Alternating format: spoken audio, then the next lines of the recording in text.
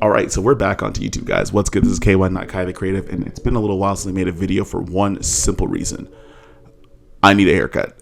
And yeah, it sounds ridiculous, but I wanted to look nice and fresh and clean for these YouTube videos. And then I decided that no one really cares. We're kind of in a quarantine where no one really cares what I look like. They just care about the information. And hopefully you guys are willing to forgo my scruffy beard and nappy hair that's covered with this hat and listen to the information that I have to give to you guys.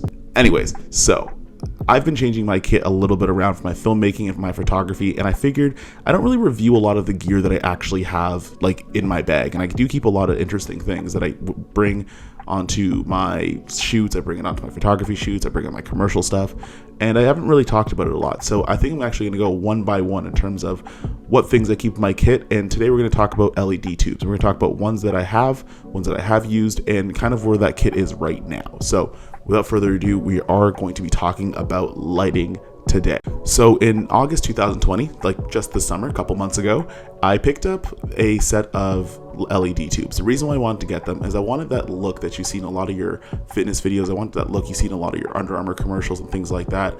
Other creators on this platform, they have those LED tubes and they look really cool in their images. And I wanted to try to adapt that into my filmmaking style, my photography and things like that.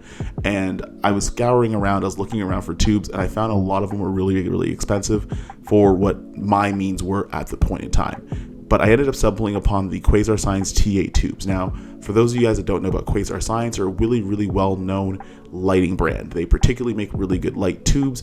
They have RGBs, rainbows, but I actually picked up the T8s. They're wired 4-foot, 5600 Kelvin balanced daylight lights, and that's pretty much what I wanted. My idea when I got them was I wanted those bright lights. I just wanted that look in the background, and if I wanted to change the color, I would actually manually tape gels to them. I actually could show you what the gels look like, so I'll tell you exactly what I did with them. Here are these are gel paper. These are all CTO-B, CTO blues, or CTBs. Basically they're gels. They're gels that you can wrap around the lights that you have if your light doesn't have a full RGB function. What I used to do is I actually taped them on the back, or on the front, sorry, of the lights that I was going to use when I was on set, and whatever color that I had for that particular shoot, that's what I had to commit to because you couldn't change it after you were done. It added an extra step, but some of the effects I was able to get were really cool despite using gel paper on a light that didn't cost that much.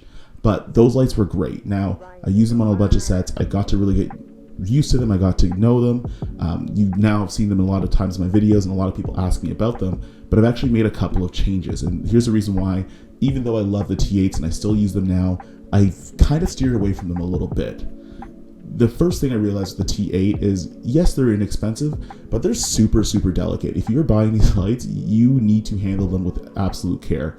They're not very easy to move around. So when I was moving between provinces, 2 of my lights actually ended up breaking in that process, which is a little bit of a bummer, but at the price point that it is, which is about $75 US if you are American, and a little bit more if you're Canadian, it's not that big of a deal. It isn't the end of the world, but it's very tedious when you are on set already and 2 of your lights go down. So what I do recommend is that at that price point, I would recommend buying a little bit more lights than you would actually end up needing. However, that's my first thing, is that they were super delicate. They weren't really easy to move around. And a lot of the times I will actually end up leaving the province to work, and it makes it a little bit harder to bring those lights, especially because they're 4 feet long. So sometimes I actually have to bubble wrap them, put them in a poster case, and literally ship them on a plane. So obviously that's not the most wise step to make, but hey, you got to do what you got to do. The only really downside, aside from the delicacy, it's hard to move around, is that because it's wired, the wire is not that long. Now, when they give you the wired version, you think it's going to be something that's close enough to plug into a wall, and all you have to do is kind of mount it to a stand and call it a day. But I'll show you how long this actual cord is. You see this? You see this? This is how long the cord is. That's your wired. That's your wired version. This is about maybe a 6-inch cord, maybe a 7-inch cord. You can't really hook it up into anything unless you're right beside a wall. So what you have to do is you have to buy a bunch of extension cables, and then you have to rig that up as well when you're rigging it to light stands or things like that. Now, that's fine, but sometimes I'm in places where I don't know where the outlets are, or there are no outlets that are available. So I'm kind of SOL in terms of finding a power source for these lights that are wired, and I don't really have any other options. So that right there for me was a little bit more inconvenient. And when I want to get on bigger sets and I'm working on bigger jobs and things like that, I don't want to pull up to a set and have a bunch of cables kind of lying around that people can trip on, and sometimes finding cables that match the color of the wire that you have don't work out. So I had a bunch of like 10-foot white cables, and the wire is black, so when it's on set, sometimes you can see them in the shot. So that gets a little bit tedious. It just becomes an extra thing. It becomes an extra hassle. That's not really worth it in my eyes for the level that I've gotten to in terms of that versus price point. So I wanted to invest in some really good quality lights. I didn't have the money to actually blow on getting Astera lights because, as you guys know, or if you guys don't know, they're actually very, very high quality LED tubes that people use on commercial sets. I don't have the money. So I ended up turning to something called the Nanlite Pavotubes. Now, you guys might have heard a couple things about these tubes, and you might have heard them from other YouTubers and things like that, but I absolutely love these tubes. I picked these up in January, just about a month ago, and despite me not having shot with them a ton, there's a lot of things I like about it a lot. First of all, they're battery operated. So all I have to do for a lot of times when I'm on set is I charge them up the night before and I can go the next day. They last a really, really long time, so they could last entire shoots for, at least from what I understand, and at least of what I've been through in terms of shooting. I've only really had to change one light once, and that was a 2-foot, which doesn't have as much battery power as a 4-foot. For reference, I actually have two 2-foot cables and two 4-foot cables, and I'm probably going to buy some more. One other thing I like about this light a lot is it's RGB and it's super, super bright. I can match a lot of the brightness that I have in my Quasar Science tube without having to worry about the wiring, and also I don't have to hook up gel paper to the actual light itself because it has a full RGB capability. Now, I'm going to show you what it kind of looks like, give you a little bit of a quick rundown, but I'm also going to explain one thing that I don't like about the Nanlite Pavotubes, despite all the good things I have to say about it. All right, so this is the 2-foot cable version.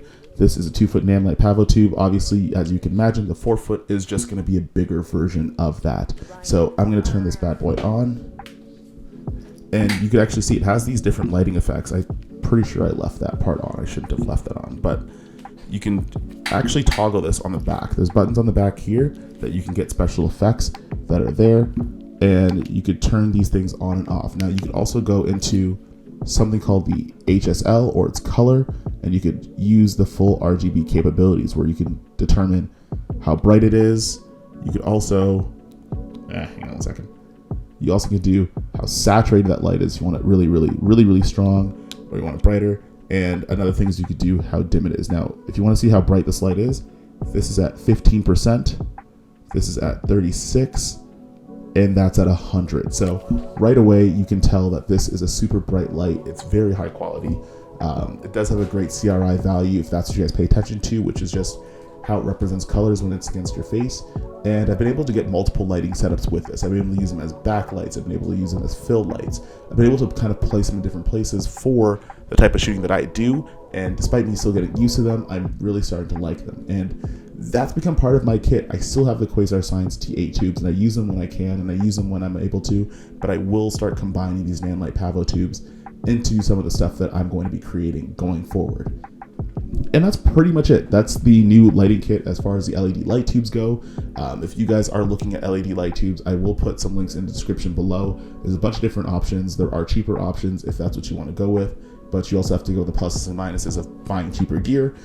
You always get what you pay for, but I'm going to leave those links in the description. And if you guys have any other questions about the gear that I use, leave that in the comment description, or leave that in the comment section down below. I don't know why I call it a comment description, but leave it in the comments below. I want to start talking about some of the tools that I use for my filmmaking, my photography, and things like that. I do have a lot of tools, so I will be getting to more videos in the future.